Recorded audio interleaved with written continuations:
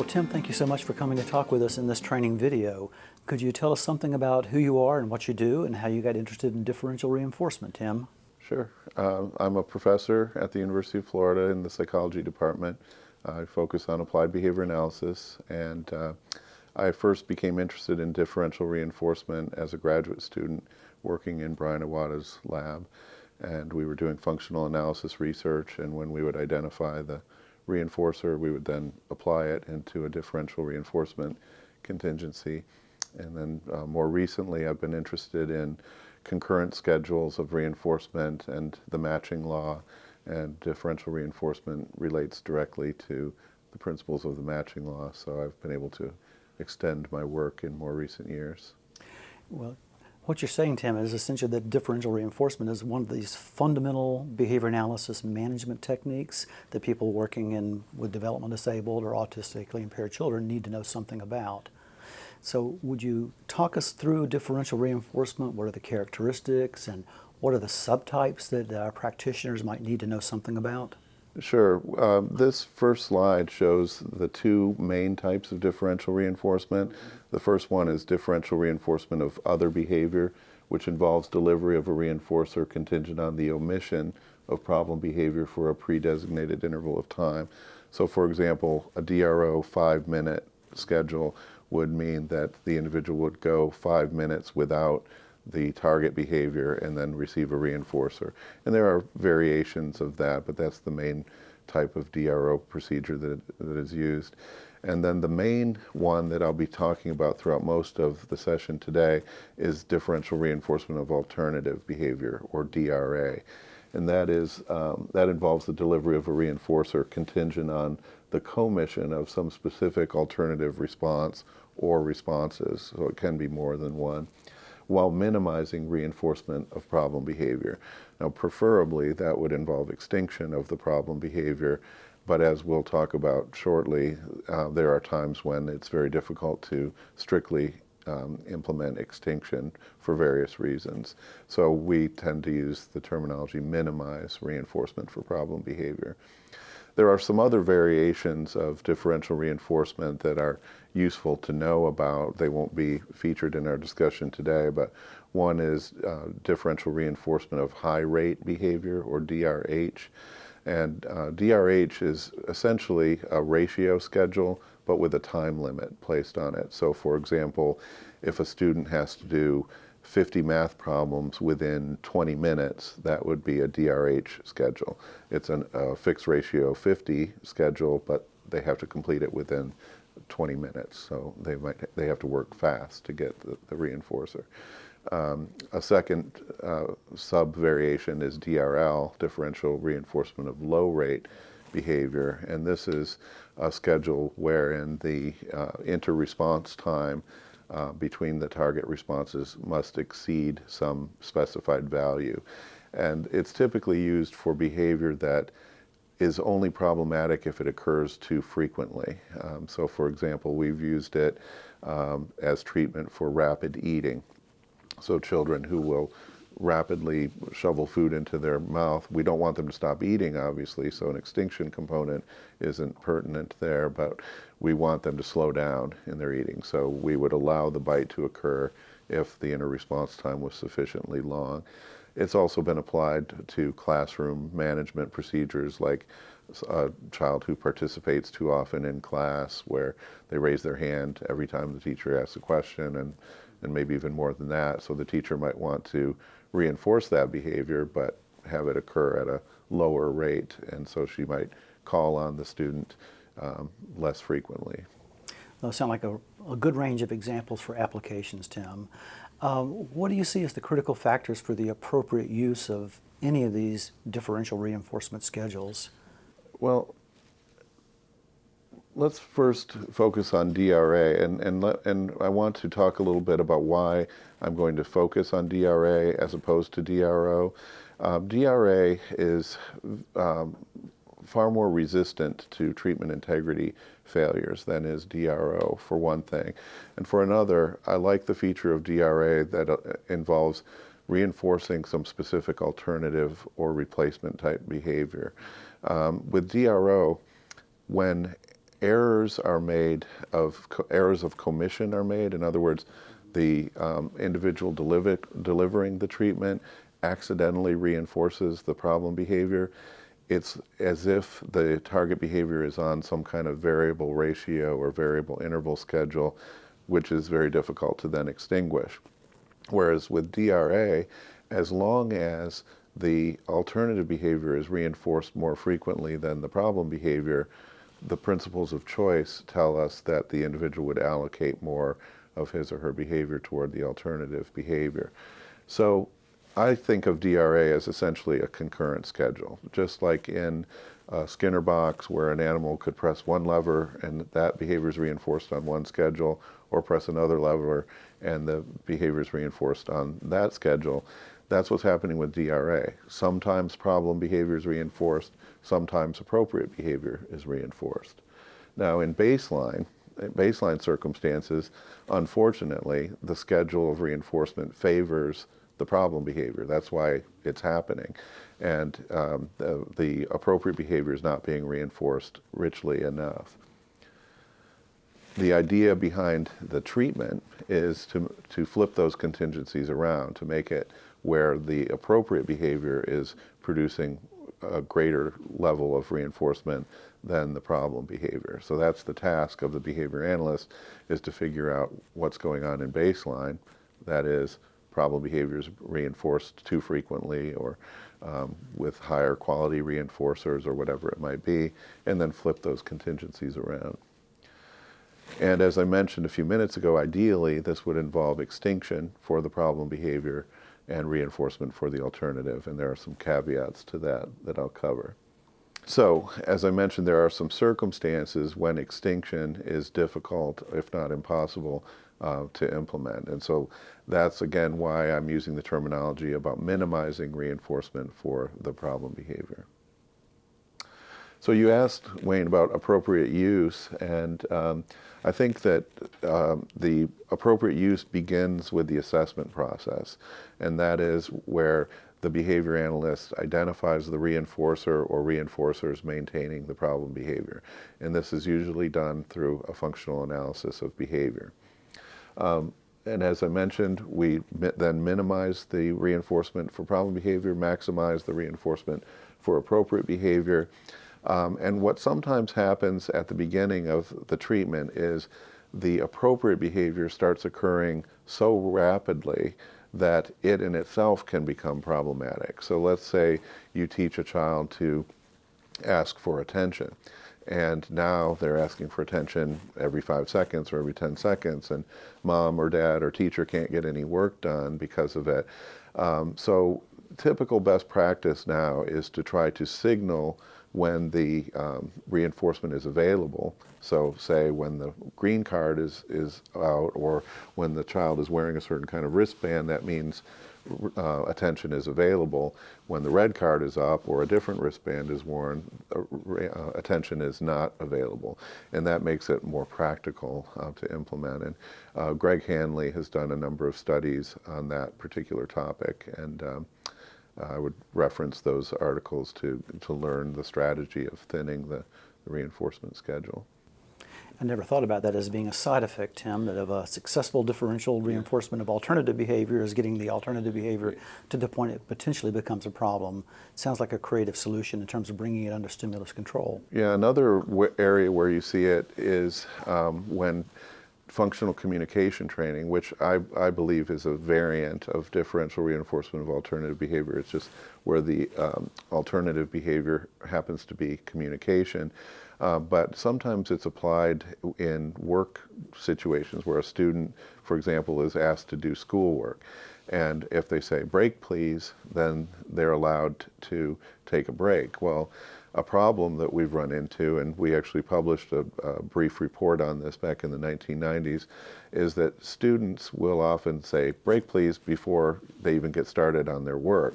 And so the result is they're constantly escaping the work activity. So we sort of switched the contingency to compliance. Once they completed part of what they were supposed to do, then they were allowed to take a break.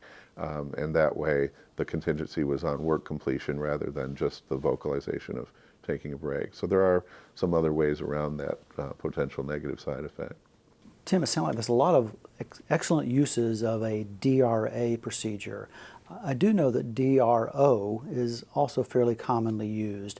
Would you kind of recap your concerns about the use of that and make the case as to why DRA might be a better alternative in most situations? Sure. And I will express that I think there is a time and a place for a good DRO contingency. A lot of times it's superimposed upon other reinforcement contingencies where the student is learning appropriate communication and things of that nature. So I don't mean to come down too harshly on DRO, but if given the choice, I think the evidence supports DRA more commonly because of two central concerns with DRO. One is that there is no explicit alternative response or set of responses being reinforced. It's just anything other than the target response. So we're talking about reinforcing time intervals without behavior. And I think that itself is problematic compared to DRA, where DRA allows us to strengthen some alternative responses. And then the other issue relates to treatment integrity. And that is if the problem behavior is reinforced, then the individual has two ways of essentially getting the same reinforcer, one through problem behavior, one through not engaging in the problem behavior. And it might be faster to just rifle through 20 inappropriate responses until somebody happens to reinforce it, and then their behavior is maintained on a VR20 schedule, for example, and then it's very difficult to extinguish.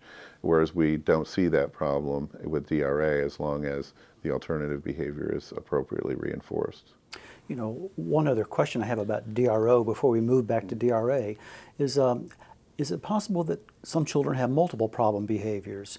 And if you build in a DRO contingency for problem behavior 1, then technically you have to deliver reinforcement for its absence for a certain block of time. And what happens if problem behaviors 2, 3, 4, and 7 all happen right before the delivery of reinforcement? Do you have the risk of adventitiously reinforcing problem behaviors that don't fall within your definition? Yeah, I think it's possible. It's relatively unlikely just because there is no true contingency between those other forms of problem behavior and the delivery of the reinforcer. As you know, my lab has also studied time-based schedules as an intervention for problem behavior. And one feature of time-based schedules that has been criticized is exactly what I mentioned about DRO, and that is that no alternative response is being reinforced.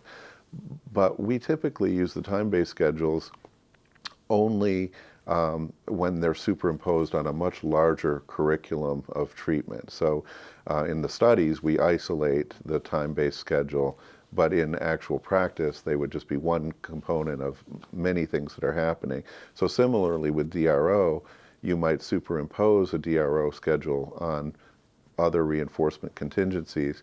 And the reason I bring up the time-based schedules is because there is also concern that one might accidentally reinforce the problem behavior if it happened to occur right when the time interval elapsed.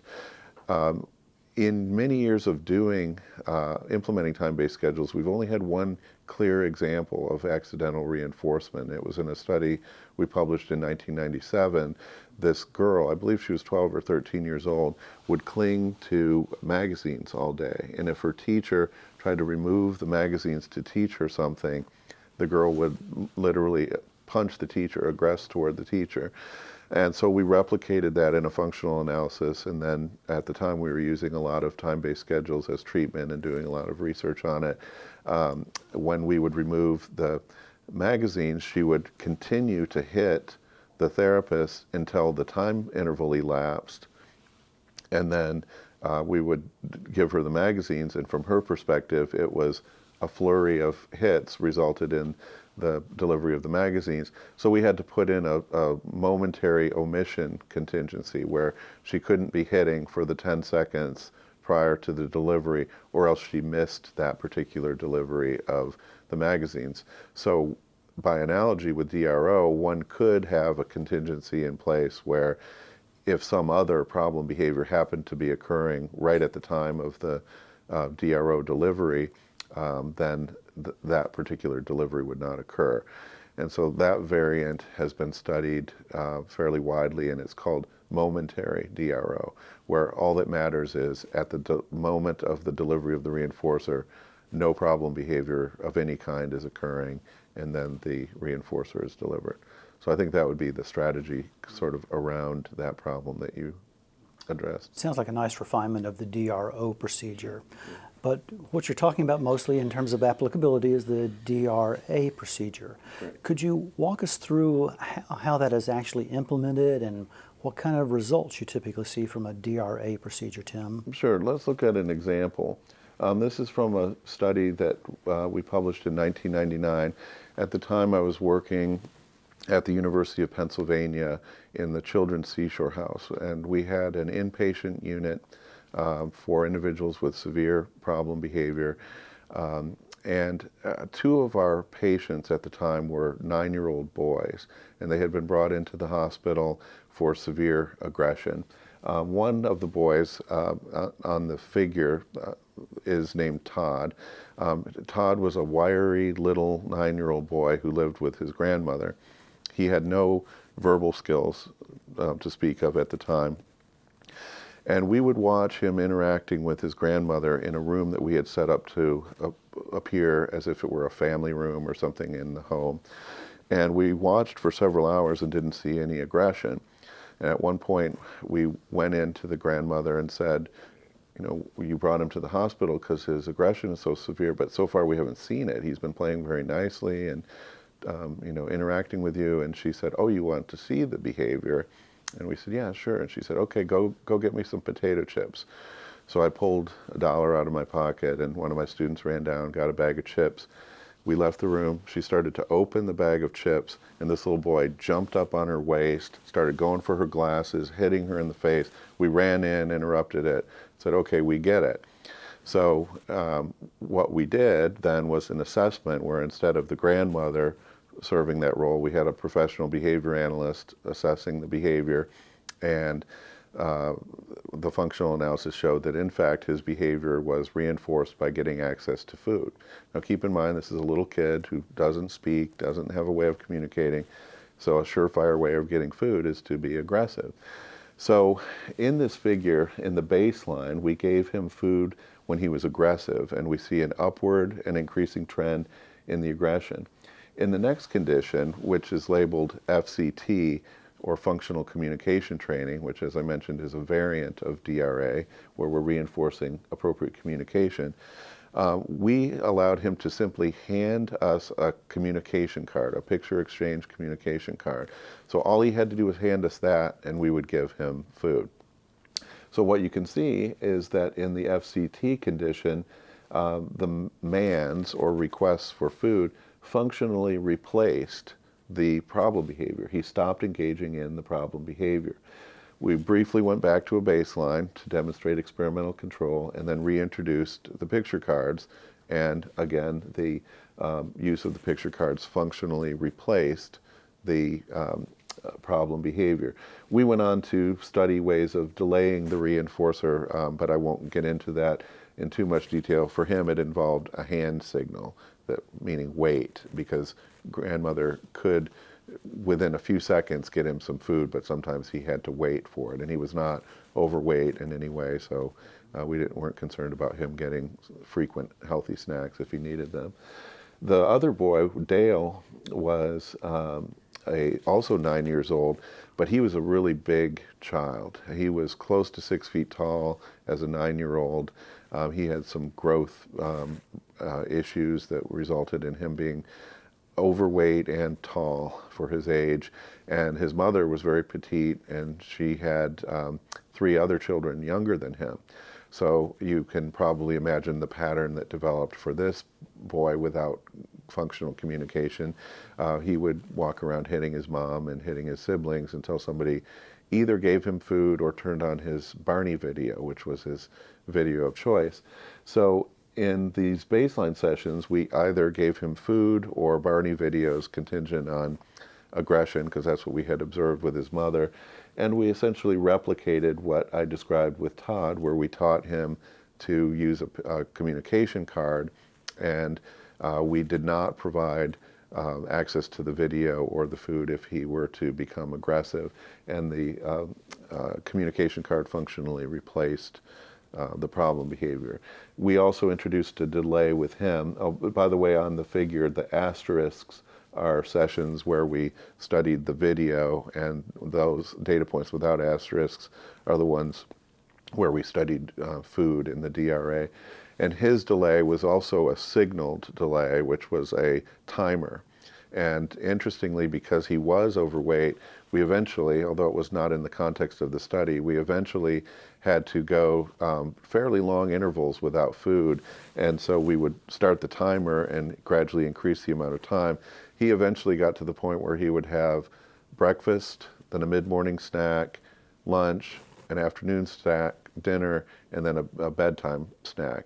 But he would always have to request it after the timer timed out. So we've learned over the years that signaled delays are much more effective than unsignaled delays, and that's why Hanley et al. Have used like signals such as a color of a card.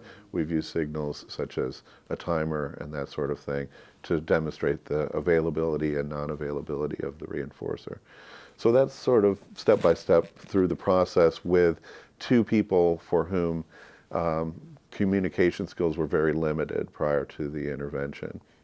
Can you talk a little bit about the logistics of it? You obviously had to pick out a communication response. It had to be something that functioned to achieve the same reinforcer as the problem behavior. How do you start with the schedules? How do you make it so that on your concurrent analysis, your alternative response is clearly the one to go for?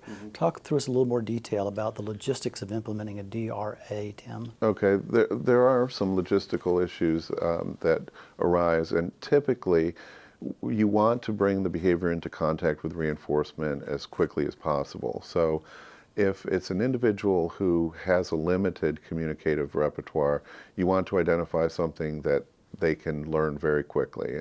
And so for those individuals, sometimes communication cards are very appropriate. Other individuals have communication skills in their repertoire, so they can talk, maybe they can use sign language, maybe they use an iPad or some other augmentative device, but their history is such that the problem behavior pays off more or more rapidly or with a greater magnitude or greater quality of reinforcement, so they don't choose to use their communicative system that they have in place, in which case you would still set it up where the appropriate behavior is initially reinforced every time it occurs, and then minimize the reinforcement for the problem behavior. But you would try to bring up to strength some response form that's already in their repertoire.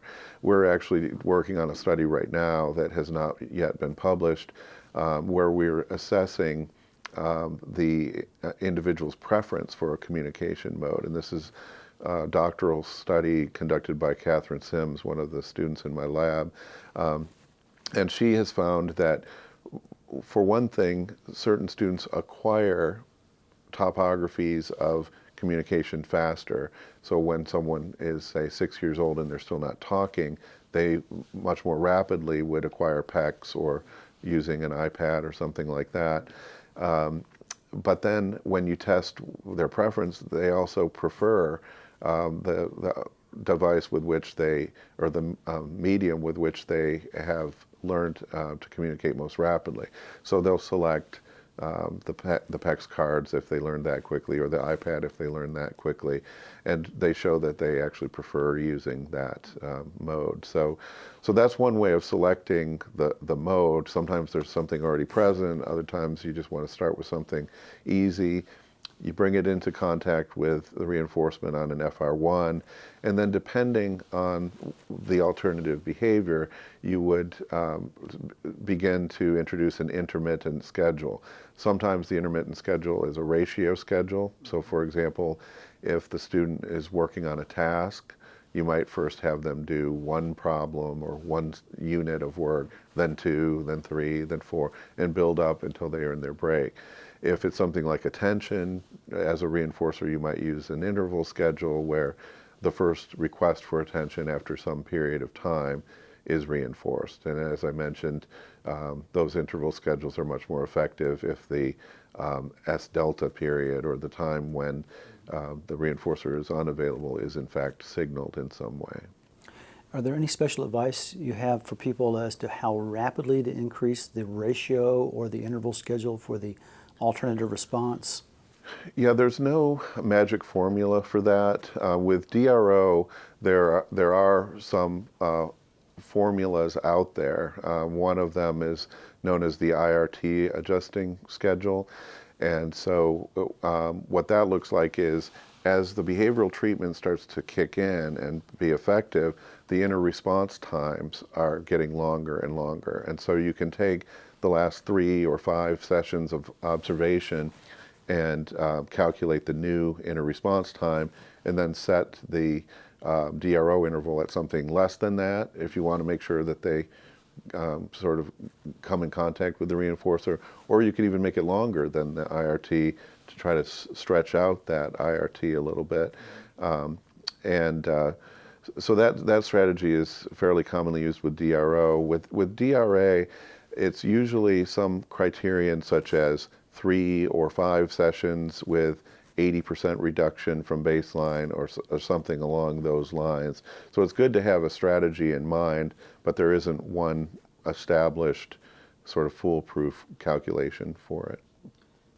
In some ways, it would seem like looking at the strength, like measures of strength, like short latencies when the alternative response becomes available, would those be kind of indicators that you're heading in the right direction, or that you've moved too fast, too quickly? Mm-hmm.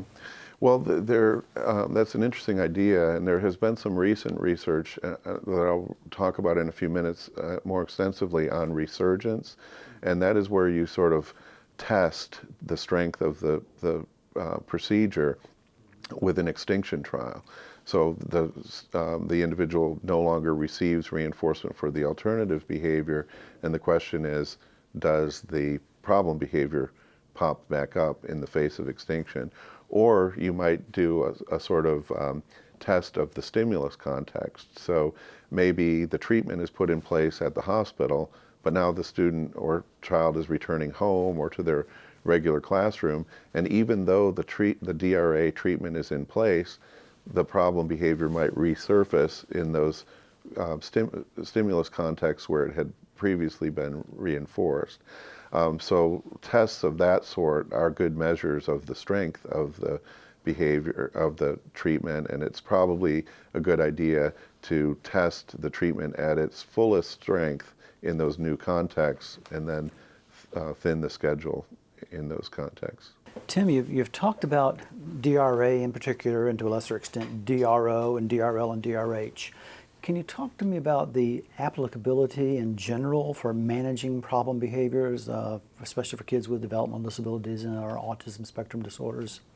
Sure. Well, I think that it's applicable to just about any problem behavior that should arise in that particular population. As a matter of fact, I always tell my students that DRA should be sort of a lifestyle, that we should always be looking to reinforce alternative to problem behavior, not just for kids with severe disabilities, but with ourselves, our families, other people we work with, and so on.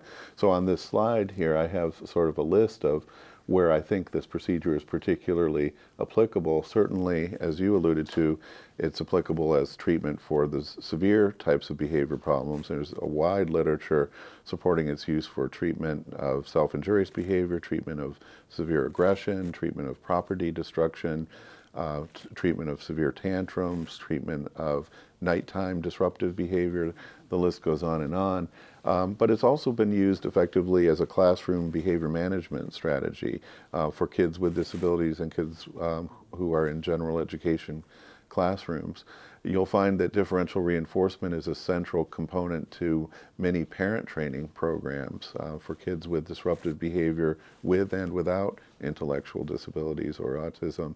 And then, as I mentioned, I recommend it as a procedure across the board. It's just a good lifestyle strategy where if there is some form of behavior that you're not happy with or that you think is disruptive in some way, minimize the reinforcement for that and then strengthen the behavior that you'd like to see. So if you're a manager in business and industry, presumably differential reinforcement is just as relevant as it is for those of us who work in autism and intellectual disabilities. It's a compelling case. It almost sounds like better living through differential reinforcement, right? Yeah. Yeah. Okay.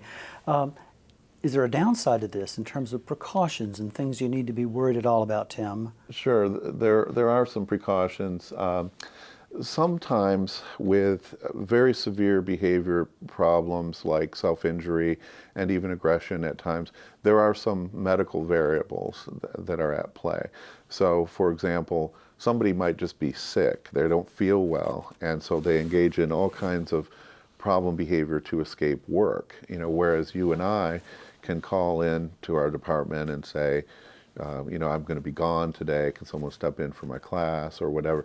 I have a headache. Well, if somebody is unable to communicate in that way, in that manner, they might engage in severe problem behavior to escape instructional activity or work activity. So it's always important to rule out any kind of medical variables. Even with something like problem behavior that is reinforced by access to food, you want to look at things like, could there be a problem with diabetes or blood sugar or other variables? So it's really nice if you have the availability to work hand in hand with medical professionals. Always ask the question whether medical variables have been ruled out, because we're not trained as behavior analysts to do that. So we should be trained to recognize our limitations and to seek out assistance when we can. And when you're talking about dangerous behavior, that becomes particularly relevant. I already alluded to earlier to make sure that you have a functional analysis in place. You want to make sure that that's safe. And at times, and this may be blasphemy in the behavior analysis world, but I think it's safe to say there are circumstances when a functional analysis would be contraindicated. For example, my students and I, for several years, worked with adult men who had been adjudicated incompetent to stand trial for criminal behavior. But these were guys with, pretty big biceps and, who could hurt you with one punch, and sometimes displayed very few precursors to this type of behavior. And so I wouldn't put myself in that situation. I wouldn't put my students in a situation where they actually generated the behavior. Now, that doesn't mean we still don't try to figure out the function of the behavior, but you may, in some circumstances, have to be careful about conducting a traditional functional analysis of the behavior. You should be aware of the possibility of resurgence when even the very best differential reinforcement procedures, when you return to an environment where the behavior was previously reinforced, you can expect that there will be a period of time that the behavior resurges or begins to occur again. And so by being aware of that, you might even be able to forewarn people like teachers and parents, because otherwise they might lose your trust, or you might lose their trust, in the sense that they'll say, oh, this behavior analyst said the behavior was under control, and now he comes back to my classroom and everything's just like it used to be. So we might warn them there will be a period of adjustment where the contingencies have to take place in this new setting. And a lot of times I see behavior analysts who don't really walk through what might be expected to happen upon the initial stages of treatment in a classroom or home setting. Tim, just for clarity, Yeah. the resurgence phenomena, does that occur because you're going back to a setting where the behavior had been previously reinforced and you still have the right contingencies, the DRA contingencies there, or is it happening because the DRA contingencies sometimes get degraded when you go back to the previous treatment setting? Well, integrity issues are important to recognize as well, and I will talk about that a little bit more in a few minutes, but strictly speaking, the resurgence problem is one of stimulus context. So even if, under the very best of circumstances, if the contingencies are still in place, the problem behavior may return. And I think in behavior analysis, we might have an over-reliance on our interpretation that, well, the teacher must not be running the procedure correctly, or mom or dad must not be running it correctly. But just the stimulus context itself can cause that problem. There's a very nice translational study coming out by Mike Kelly and his group showing this phenomenon where they start out in the pigeon lab showing it, and then they show with children with autism that they get the same sort of effects in a analog type of task. So I think it's going to be very interesting. Okay, other precautions, Tim? Sure. Then I keep alluding to the fact that extinction might not be possible to do at all times. And so you have to recognize the fact that ideally extinction is a component of DRA. And if you can't implement extinction for whatever reason, you're going to have to make sure that you can at least differentially reinforce, meaning that you provide more reinforcement or higher quality reinforcement or more immediate reinforcement or greater magnitudes of reinforcement for the appropriate behavior, even though you're still occasionally reinforcing or in some minimal way reinforcing the problem behavior. So those are some precautions that I would. Okay, great. Well, it sounds like there's a good technology there for doing DRA. Can you talk about who should be implementing that sort of procedure and what sort of skills and competencies they need to develop? Sure. I usually generically just speak of care provider behavior, but care providers can, of course, include parents. They can include older siblings, sometimes younger siblings in the case of an older adolescent or young adult with intellectual disabilities or autism. It can include grandparents, it can include daycare workers, it can include teachers, it can include staff if the individual lives in a residential facility. But one thing that we know for sure is that just telling people what to do doesn't work. So if they have no experience with implementing DRA or they have never been effectively trained, just telling them what to do isn't the strategy to follow. So we have just simply followed the behavioral skills training approach in our care provider training. And so this will be familiar to most behavior analysts, but this slide just kind of shows the general steps to behavioral skills training as it's applied to care provider training. So at first, you just talk through the contingencies, make sure everybody understands it logically, and once there's agreement about the procedure, you can move to role playing, where the parent acts like they're the child, and we act like we're the parent to demonstrate how the procedure is implemented. Then you reverse roles, and the therapist can act like the kid and provide immediate feedback to the parent. And then we jump to the parent actually working with the child, and we provide the same sort of immediate feedback. Now, I will say in more recent years, and this list is from a study we published in 2001, in more recent years, we've implemented video modeling. So we will show the parents what the procedure looks like with an actual therapist running the procedure. Now that takes special permission to do and so on for the videotaping. But after the parent is correctly running the procedure with minimal immediate feedback, we then delay the feedback. So we watch them for a period of time, say 10 or 15 minutes, and then and only then do we give them feedback, like you forgot to provide attention when she tapped you on the shoulder, or remember you said stop that when she hit herself. We want to minimize any reaction to it, so we don't need to talk to her. We might need to block it, but we don't have to talk to her about it. And then once they're consistently running the procedure effectively, we go to monitoring and follow-up mode, and only if we start to see deterioration in implementation do we then do a booster training session. Well, it sounds like a fairly straightforward protocol to learn. Do parents learn it pretty quickly, and do they find it an acceptable treatment, especially compared to behavior reduction strategies? Yes, one of the things that we go over with them in the didactic part, and actually we typically meet with the families well before we even develop the interventions. We want to make sure they work, even in the most ideal circumstances, so our professional therapists will implement the DRA procedures and make sure that they're effective, and then we teach the parents.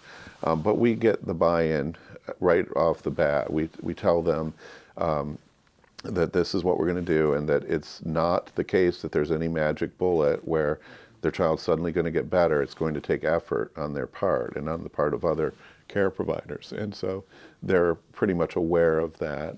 I brought some examples from some of our published studies. This little girl, Rhonda, we found out later that she had Rett syndrome. At the time, this was in the early 1990s, I didn't know what Rett syndrome was. And actually a reviewer of our work suggested she might have Rett syndrome, and she was subsequently diagnosed.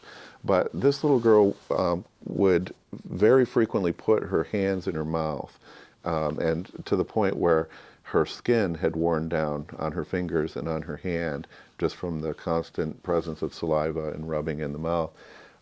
We had developed a procedure that was effective for her that involved reinforcing toy play, so her hands were out doing something else, and minimizing whatever automatic reinforcement she was getting from the hand mouthing by holding her hands down for 5 seconds, which may have also been a mild punishment component. So extinction, punishment, however you want to look at it, was combined. Then we conducted training first with her mother, where we went through all those steps that I mentioned, and simply by changing her mother's behavior, what we found was that Rhonda's behavior changed. So she started engaging in more toy play, and the mouthing was reduced to near zero by the end of the treatment. Rhonda's mother was a single parent, but she had a 12-year-old daughter, and Rhonda was about 3 or 4 at the time of this study. So the 12-year-old was interested in learning the procedures and was responsible for care of Rhonda when mom was cooking dinner or paying bills, whatever. So we taught the procedure to Rhonda's sister, and we got similar effects.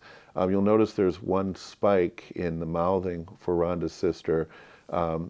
She started to have low integrity with the procedure, and so we did the booster training at that point, and then she did very well from that point on. And both mom and sister were effective at 1 month and 5 month follow-up. Very impressive, absolutely. And interestingly, the primary therapist for this child was a behavior analyst whose name most will recognize, and that is Linda LeBlanc, when she was a graduate student at Louisiana State University. Wonderful. Here's another example where we actually show the effects of training on the parent's behavior, and then I'll show you what effect that had on the child's behavior. This was in the context of a multiple baseline design, but I'm just showing one panel.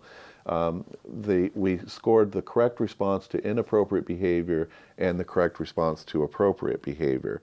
And what we saw was, after training, the mother was implementing the procedure correctly almost 100% of the time. So let's look and see what effect that had on Joel's behavior.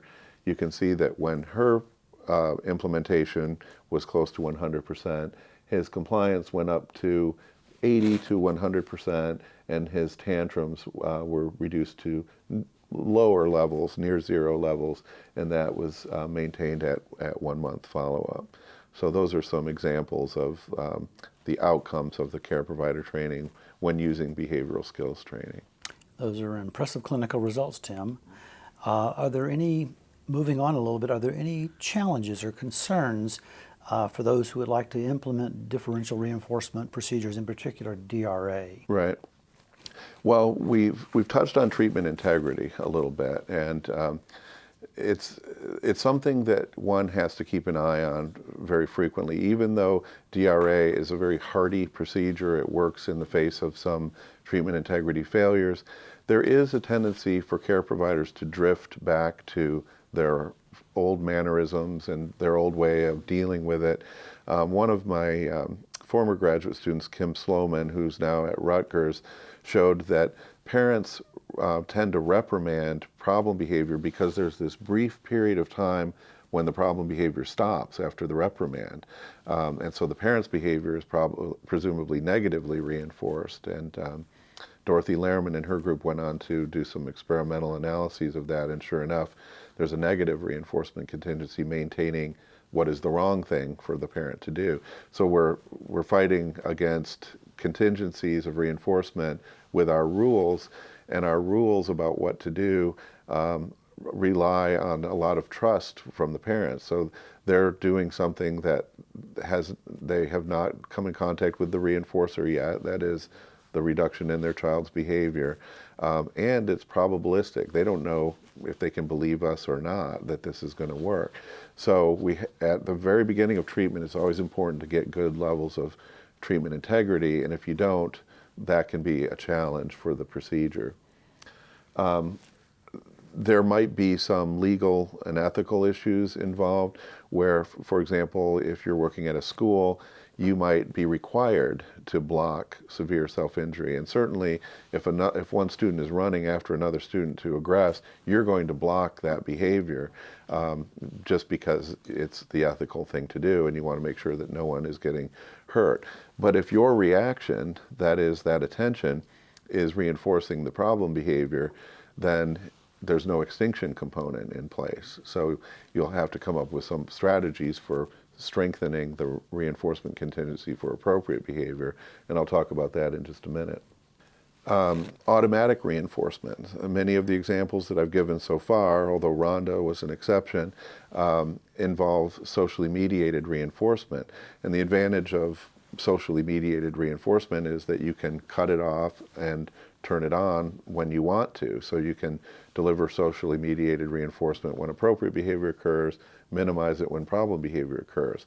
But when the behavior produces its own source of reinforcement, it's not so easy to cut off that source of reinforcement. So that's why sometimes the response blocking strategies like we used with Rhonda have to become a component of the treatment. And then it might be the case that if you're dealing with escape-maintained behavior, the individual might be larger than you, they might be faster than you, and so they might be able to crawl under the table and bolt down the hallway or something like that, and you can't physically guide them to complete the task, so there is no escape extinction component in place. So again, you have to be aware of other strategies to implement the differential reinforcement. And that's what I'll talk about next, is some possible solutions. So for the integrity problem, all you can really do is frequent treatment integrity checks and just make sure everything's still going well.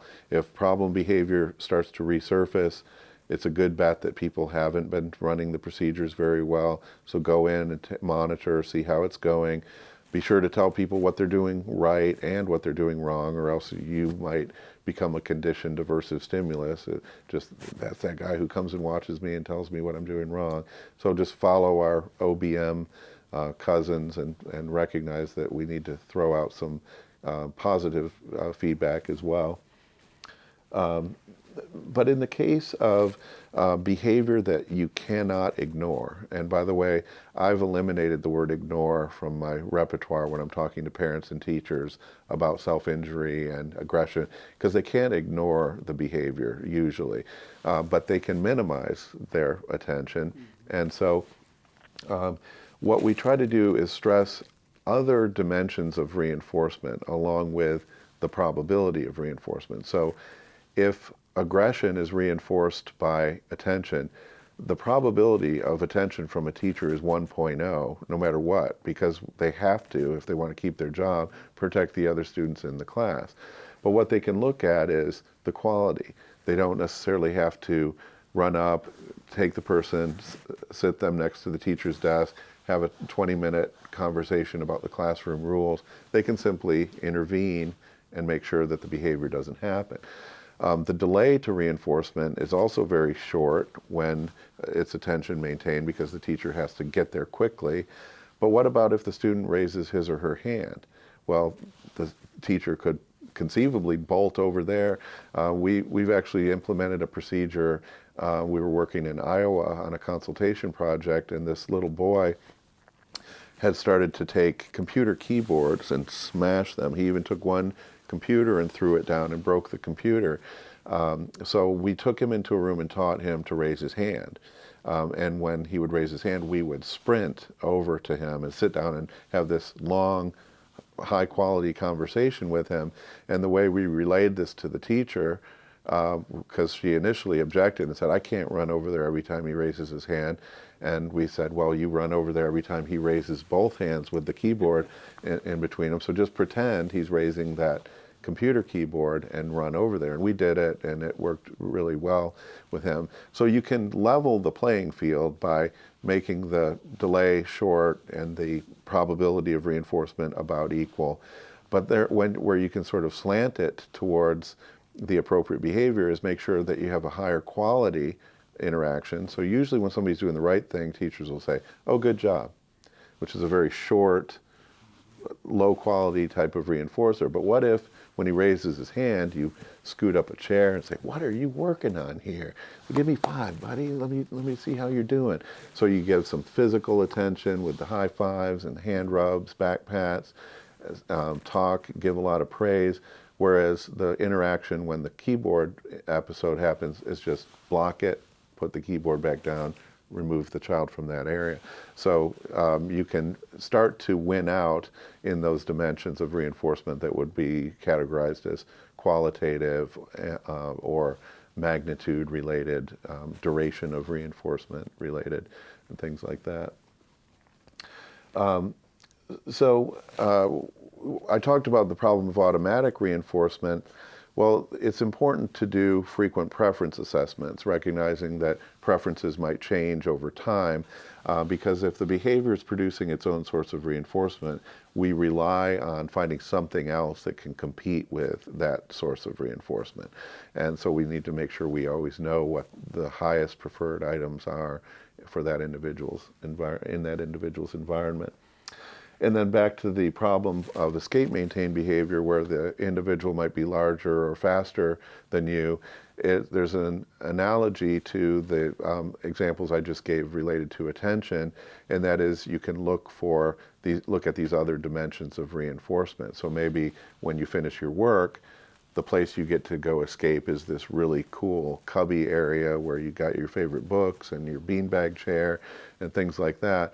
Whereas if you escape the work environment through inappropriate behavior, there's not going to be anything available for you to do. It's just escaping into a vacuum. So that would be a qualitative difference. Or it might be that I continually pester you to come back and do work if you've inappropriately escaped, but I leave you alone for a good 15 or 20-minute break when you've completed your work successfully. So again, trying to differentially reinforce the behavior, even though the behavior requires reinforcement of the problem behavior under those circumstances. Well, Tim, those are some great guidelines. I know you've done lots of differential reinforcement procedures over a period of time. Can you offer any suggestions about what sometimes goes wrong on occasion? And can you offer any suggestions about how to maintain the behavioral gains over a long-term period?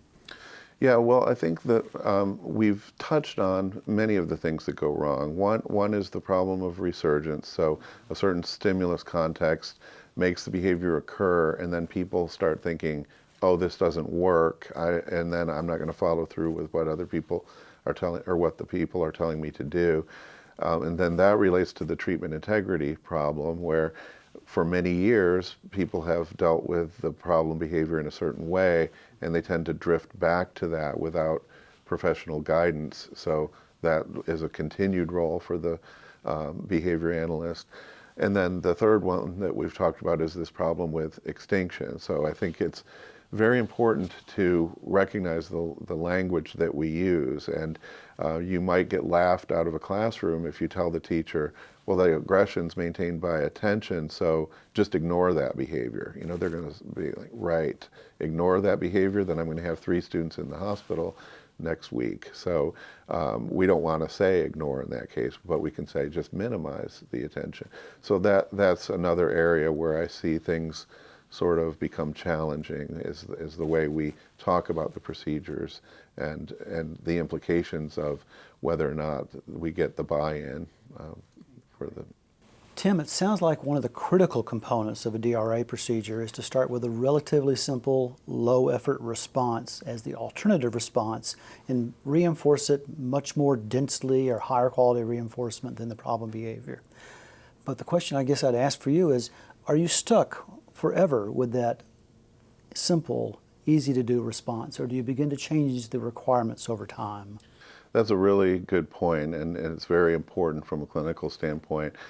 Interestingly, shaping, or the method of successive approximations, is in fact a differential reinforcement procedure. So in shaping, what we do is we place the previously reinforced response on extinction, then we get some extinction-induced variation in responding, and we reinforce a closer approximation to what might be a more complex response. So we can shape a more complex alternative response in that way using the same principle of differential reinforcement. But also, it's important to recognize that if you use a very simple response, you can still prompt and reinforce more complex forms of behavior. So for example, whenever we use the iPad or a PECS picture exchange communication system, we still prompt and reinforce vocalizations. And we've had kids who, after they've learned to use PECS or after they've learned to use an iPad, can learn vocal verbal behavior, which is, of course, ideal because that's the way most of us communicate in our culture. And it's nice if they can use an iPad or PECS, but we'd like to move in the direction of getting the vocal verbal behavior. So giving them a way of replacing the problem behavior doesn't mean that we therefore shouldn't educate them in other communicative methods like vocal verbal behavior. So I think that's another way to go about it, is simply through reinforcement. And then just adding steps to the task. That like, for example, if the differential reinforcement is in the context of some work activity, just gradually increasing the time spent working, like in the context of instructional fading, which is a very well established behavioral treatment procedure, or thinning the schedule of intermittent reinforcement, as I talked about earlier, where they might have to do more units of work to produce a break, or using an interval schedule to thin out the amount of attention the person can have access to or requires using those signals. But yes, I agree with your point, and that is that we don't want to stop at these very simple replacement responses. Usually by the time kids get to people like me or other behavior analysts who work in the field of autism and intellectual disabilities, they will have developed a pretty long history of problem behavior. So we need to find a quick fix or an emergency fix to make sure they don't get hurt or they don't hurt other people in the environment. But once we've done that, we need to keep in mind that we need to move forward with increasing the complexity of the alternative responses. Sounds like a great strategy. Tim, you said something very interesting earlier. You talked about DRA as a way of life. Does this mean that you have to keep doing this procedure as ad infinitum, essentially, or can't you just treat people with a DRA and you solve the problem and you can go away and not worry about it? Well, your question is interesting to me on several levels, and let me start with on a research level. A lot of times when people read a research article on DRA or fixed time schedules or DRO, they'll criticize it and say, well, you know, life is much more complex than that. And what they're forgetting is that the researchers are intentionally isolating the variable of interest for scientific reasons. But that doesn't mean that the researchers want you to mimic that in the everyday clinical world of behavior analysis. So that's one thing to keep in mind, I think, and that is that usually these are one component of dozens of things that are happening to a child. They're probably doing toilet training at the same time. They're probably doing functional communication training with a speech therapist. They're probably getting academic training. You name it. There's all kinds of things happening to that individual. But on a second level of interest is the notion of going in to get a treatment and then it's over. And I think that happens as a function of medical technology at times. So if we have an infection, we go in and take antibiotics for 10 days or something like that. Then the infection's gone. We don't have to keep taking the antibiotic. However, with differential reinforcement, there's always reason to have concern that the behavior might come back. So if the contingencies that supported the behavior previously come back, the behavior is likely to come back. And so part of the equation might be something you can kind of get rid of, and that is if the problem behavior is not occurring anymore, then you don't have to worry about placing it on extinction because it's gone. But you do have to be concerned about ensuring that you're continuing to reinforce the appropriate behavior.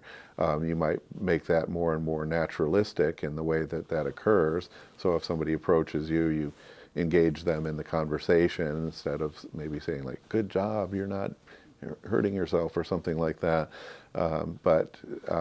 Yeah, I would argue that it has to become a way of life for families and teachers. And I think the most effective families and teachers are ones who get skilled at delivering differential reinforcement.